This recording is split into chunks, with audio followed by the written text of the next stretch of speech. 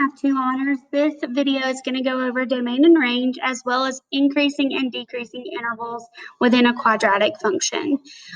So really quickly, let's actually go over the definitions here of domain, range, increasing, and decreasing. The domain is going to be described as the set of all x values. The range is going to be described as the set of all y values. And I remember this just like I would any other thing in math. I get like a little mnemonic device to remember domain and range. Remember, domain comes first, as well as x comes first in the alphabet. D and x come first, R and Y come second. So domain is the x values where range is the y values. Our increasing intervals, you're always going to look left to right, and it's going to be where the graph increases in y values. When you describe it though and give me the interval needs to use x values. Okay, same thing with decreasing. When you're describing the intervals, use the x values, but to look at it to see if it's increasing or decreasing, you look at the y values. So for decreasing, we would say left to right, and it's where the graph decreases in y values. All right, so we have an example up here. We're going to be doing domain, range, increasing and decreasing for all of these examples. I have 4 for you. In looking at this, we have a quadratic function, and it is also pointing up. So before we ever begin, let's go back to like some of the previous lessons and let's find our vertex. All right, our vertex can be found using the formulas that you've done before, but this one is already graphed for us. So we're going to go ahead and identify the vertex with that yellow highlight there. When I did that yellow highlight, I found the vertex to be at 1, -4. And I also want you to note that this is a minimum. So it's a minimum for this particular quadratic. Now, here's a good time where I would take out some coloring pencils, a highlighter to use for my increasing and decreasing intervals. Okay, we're going to do it all at one time, but I do want to highlight our graph of important things. We're going to do decreasing in blue, and we're going to do increasing in green every time. Okay, think about going up, go, increasing, G, however you want to think about it. So as I look at my graph is increasing on this side of the minimum that I just highlighted in green, and my graph is decreasing on this side as I go from left to right with the blue. So notice how it is going down on this side as I go down, and then up as I follow from left to right. So it goes down, hits the minimum, and comes back up. All right. The other thing I would like you to do before we actually start writing down our answers is put a D on this side for decreasing and an I on this side for increasing. Okay. So now we're going to go through the steps of finding domain, range, increasing, and decreasing intervals. The first thing we're going to find is the domain. Okay, the domain is all the x values, and no matter how much you zoom out or zoom in, we are going to hit every single x value. So we're going to say x is equal to, and we're going to use this scripted R. And just make yourself a note that the scripted R means all real numbers. Okay, the second thing that you were asked to find is the range. Because this is pointing up, we have a minimum, so that means that we're not going to go below the y value. So maybe make yourself a note, do not go below the y value. So because our y value of our vertex is -4, we would say y, and because it's pointing up, it's going to be greater than or equal to -4. Okay, and we include the -4 because there is an actual point there. In some instances, you don't include parts of the range, but for that particular part, you do include it in the range because there is a point there. The last thing we're going to do is we are going to do increasing and decreasing. So we're going to be robots when we're doing increasing and we're doing decreasing. So go ahead and write increasing, decreasing on your paper. And then you want to use the x value of the vertex. So go ahead and say x and then a 1, x and then a 1. Okay, give it a little bit of space in between because you're going to need to determine if it's greater than or less than. Okay, so if we are on the left, notice decreasing is on the left of the minimum. We're going to say less than. Okay, and then increasing is on the right. Right is greater than, so greater than 1. So think less is on the left, greater is on the right. So this is an example where the quadratic is pointing up. Notice that the a value is +1. All right, we're going to go to the second example. Now we have y equals -2x squared plus 12x minus 18. So some things to notice about this one before we ever get started. My a value is -2. Because it's -2, it's pointing down, therefore creating a maximum. Okay, our maximum is at 3, 0, and it's important to identify the vertex. The vertex helps us with the range, and the vertex helps us with increasing and decreasing. Okay, I'm going to highlight in yellow my vertex.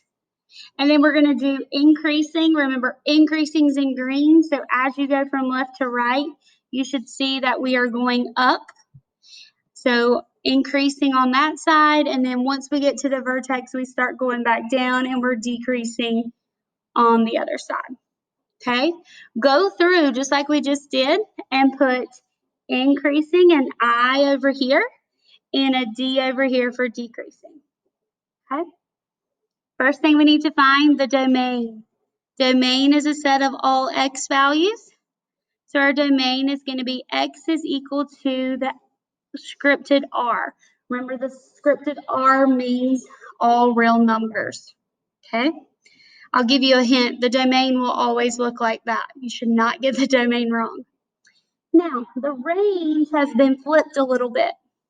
We're still going to say y, and we're still going to use the y value of the vertex. So we're going to use this 0 right here. Okay? Now, because it's pointing down, we're going to say less than or equal to, and that comes from facing down. We talked about quadratics that face down in lessons 1 and 2. Now we're ready to do increasing and decreasing. Remember, let's be robots about this. Increasing, decreasing. You want to make it x, x, and then this time, I'm going to change colors to show you. This time we're going to use the 3. So 3 here and a 3 here. Since increasing is on the left, we make less than left for increasing, and decreasing is on the right. We're going to use greater than.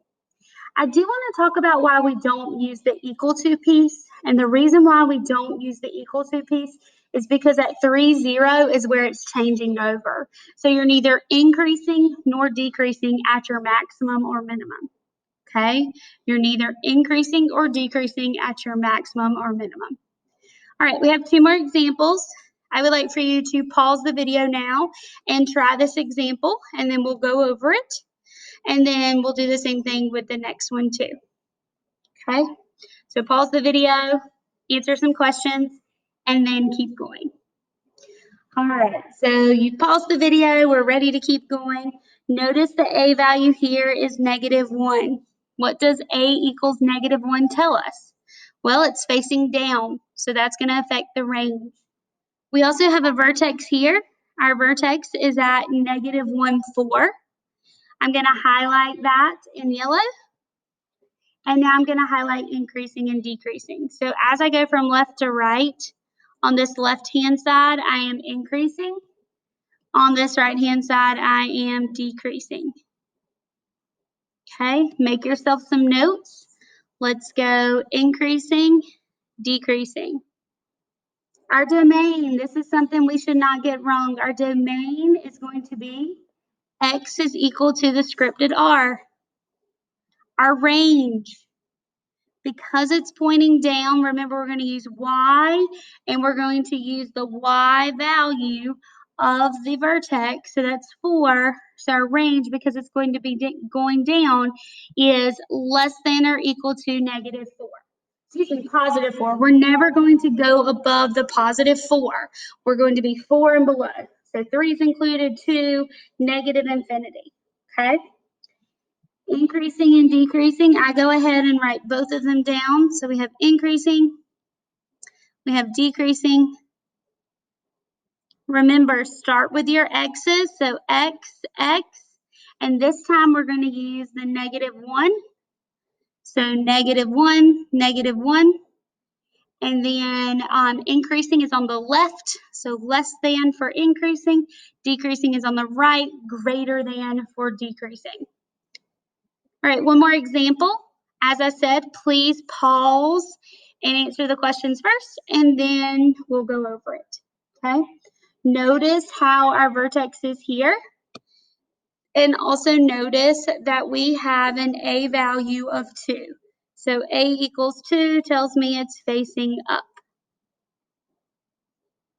Our vertex is located at -1, 3. It's important to write down where the vertex is because you need both the X and the Y of the vertex. Okay? Decreasing, hopefully you guys were able to color this on your own.